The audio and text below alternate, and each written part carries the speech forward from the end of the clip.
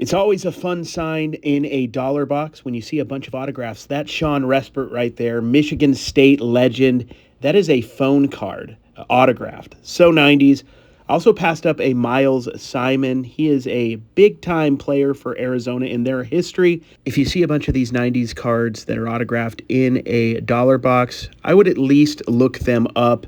Very likely you're going to find some that are worth, 2, 3, 4, 5, maybe even more. I like picking them up. I love picking up the Skybox Autographics. That is my PC. We got a Bryant Reeves.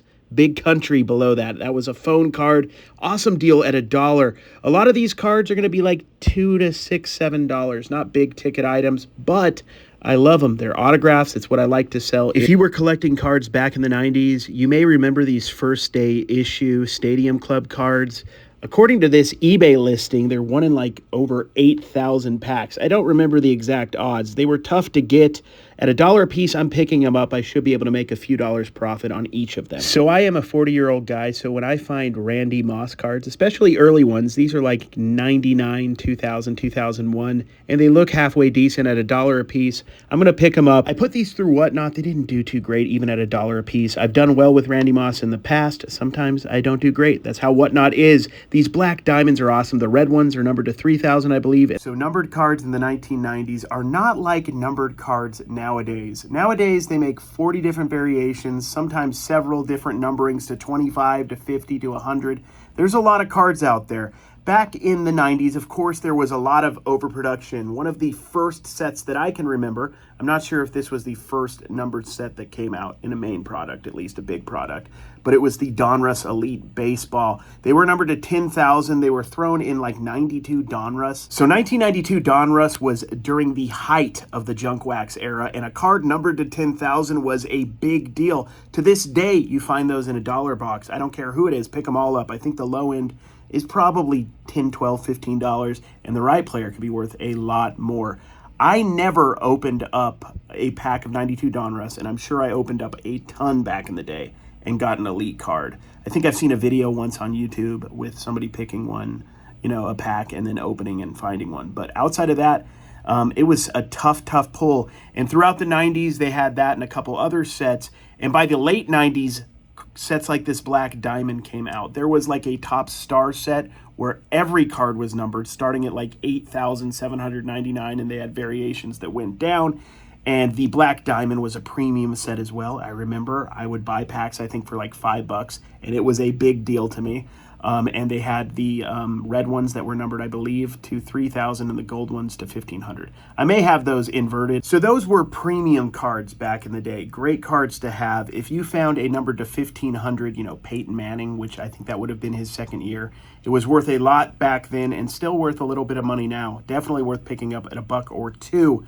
So when I find these cards, I still pick them up. I feel like I can get at least 2 or 3 on the low end if I pick the right player in the number to 3,000 variation, and most any number to 1,500. Being gold and gold being popular, I'm willing to take the risk. Getting a nice size stack of those, I should be able to make some profit on them. So I've been collecting cards since 1990. Did a little selling when I was younger. I'm more of a seller now.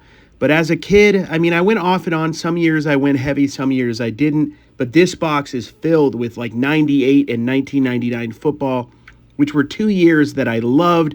Kevin Dyson, I think, right there. My girlfriend went to high school with him. A box like this is really a nostalgic walk down memory lane.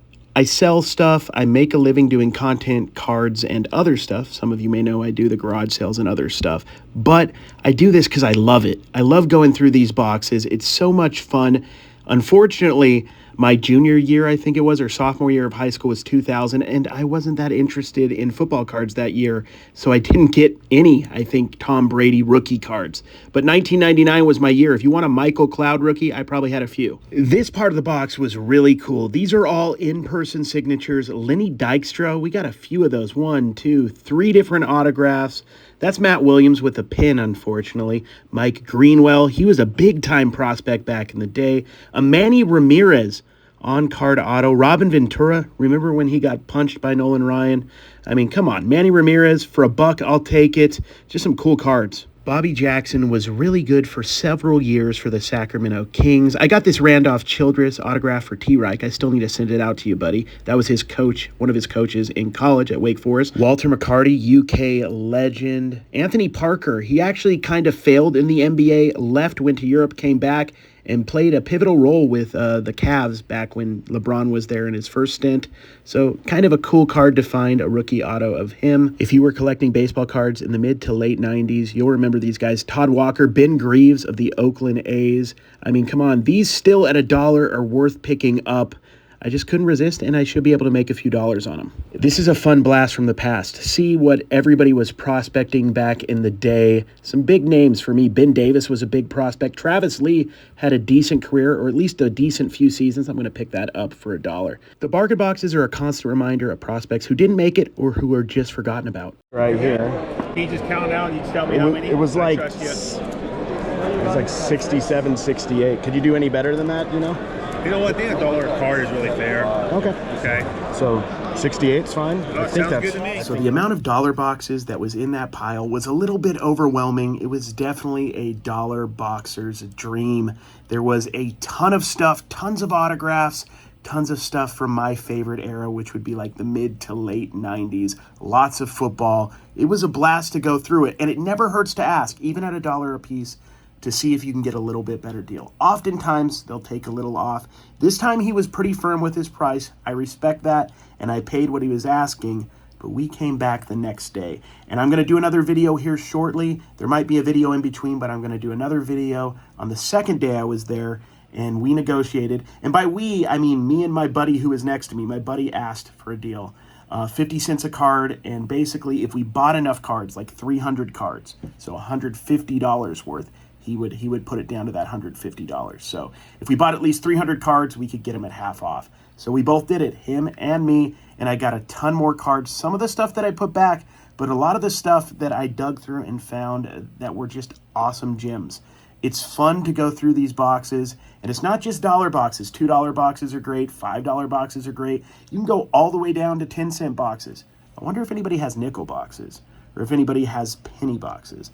I've heard they're out there. I had a buddy who was talking to me the other day on the live that said he had penny boxes. Great for set building. There is a lot of fun to be had in these boxes. Super cathartic. I appreciate you guys watching. If you didn't know, every Monday I have a Whatnot auction. It's a lot of fun. It's at 5 p.m. PST. If you want to join me and you're new to Whatnot, you can use my $15 free credit. The link is in the description down below. You can use that, and you can use the $15 with me, card collector too, somebody selling action figures, somebody selling Funko Pops, whatever. You just have to pay for the tax. It's a lot of fun. I've been doing Whatnot for the last couple years, and I've really enjoyed it. I appreciate you guys watching, and we will have another video shortly. My goal is 2 videos a week, one on Monday and one on Thursday. This one's on Friday, so I'm not doing great yet, but I'm going to try to do 2 every week. That is the goal. Long form videos. I'll also do my shorts as always. So I appreciate you all. Have a good day.